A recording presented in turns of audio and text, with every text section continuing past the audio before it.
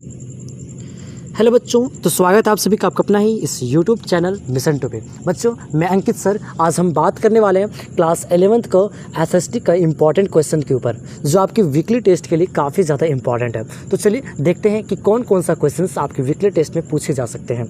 ठीक है, तो ये सब सवाल आपके वीकली टेस्ट के लिए अति महत्वपूर्ण है, तो वीडियो को ध्यान से देखिएगा और देखने के बाद सभी दोस्तों के साथ शेयर जरूर से जरूर कर दीजिएगा। ठीक है, चलिए पहला क्वेश्चन हम देखते हैं। निम्नलिखित में से कौन सी भौतिक भूगोल की शास्त्र नहीं है?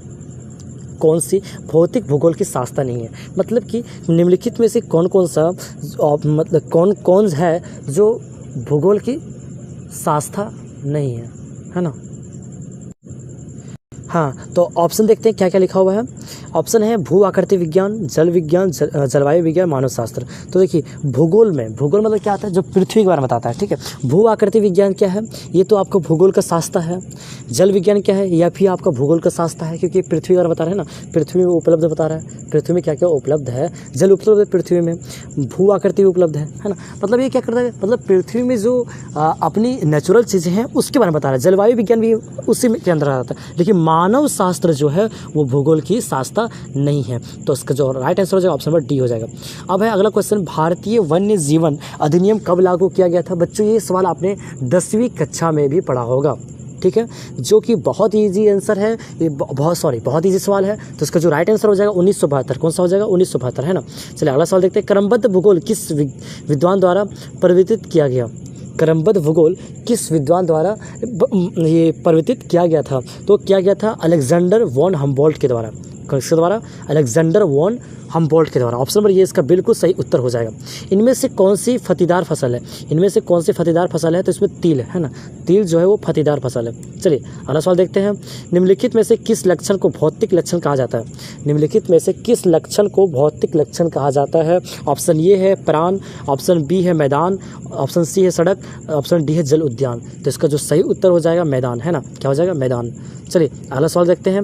झारखंड में स्थित कोडरमा जिला किस खनिज के लिए अग्रणी उत्पादक है? तो वो अभ्रक के लिए। किसके लिए? अभ्रक है ना, अभ्रक के लिए वो बहुत ही ज़्यादा फेमस है। ऑप्शन नंबर डी इसका बिल्कुल सही उत्तर हो जाएगा। चलिए अगला सवाल देखते हैं।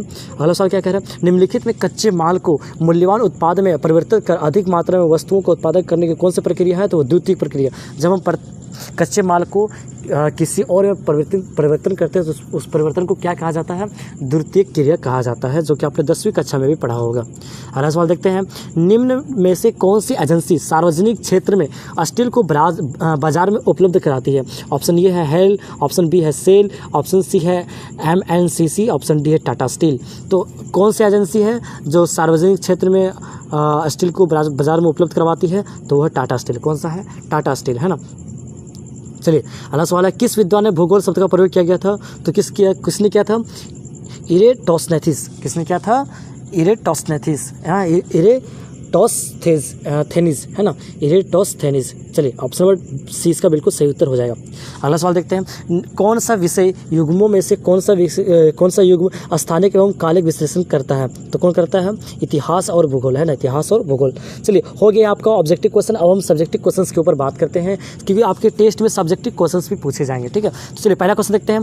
भौतिक भूगोल की 2 शाखाओं के नाम बताइए। भौतिक भूगोल के 2 शाखाओं का नाम भौतिक और मानव भूगोल है। कौन है? भौतिक और मानव भूगोल। अगला सवाल है। जैव संसाधन के 2 उदाहरण दीजिए। जैव संसाधन के 2 उदाहरण दीजिए। मनुष्य है, वनस्पति है, मछलियाँ हैं, प्राणी जात है, पशुधन है। तो ये सब क्या है? जैव संसाधन है। ठीक है, तो आप इसमें से कोई भी 2 लिख दीजिए एग्जाम में। ठीक है, टेस्ट में है ना। भूगोल शब्द को परिभाषित कीजिए। भूगोल क्या है? व्हाट इज़ ज्योग्राफी है ना, व्हाट इज़ ज्योग्राफी। देखिए यह एक विज्ञान है ना, ये क्या है? एक साइंस है जिसके थ्रू से पृथ्वी के ऊपरी स्वरूप और उसके प्राकृतिक विभागों जैसे पहाड़, महाद्वीप, देश, नगर, नदी, समुद्र, झील, जल संधियाँ, वन आदि का ज्ञान होता है ना। भूगोल क्या है? एक साइंस है जिसके द्वारा हम पृथ्वी में पाए जाने वाले पहाड़, महाद्वीप वगैरह, देश, नगर, नदी, समुद्र, जल, समंदर जो भी है उसके बारे में हम लोगों को शिक्षा मिलती है, नॉलेज मिलती है, ज्ञान मिलती है। अगला सवाल देखते हैं हम लोग। सड़क परिवहन की 3 गुण बताएं। सड़क परिवहन के 3 गुण बताएं। सड़क परिवहन के कौन सा 3 गुण है ना। तो चलिए देखते हैं कौन सा 3 गुण है। सड़क परिवहन के 3 गुण निम्नलिखित है। पहला, इसके माध्यम से ही कृषि का विकास होता है। सड़क रहेगा तो कृषि बहुत अच्छी तरीके से होगा, क्योंकि उसका जो फसल को जो ले जाने आने में सुविधा होती है ना, अगला सवाल उत्पादन को गंतव्य साधन स्थान पर पहुंचाने में आसानी होती है। देखो वही बात है ना, जो फसल को कहाँ पहुंचाना है उसमें वो सुविधा प्राप्त करता है। इसका निर्माण बहुत ऊंचे स्थानों पर किसी भौतिक स्थान पर भी किया जा सकता है ना।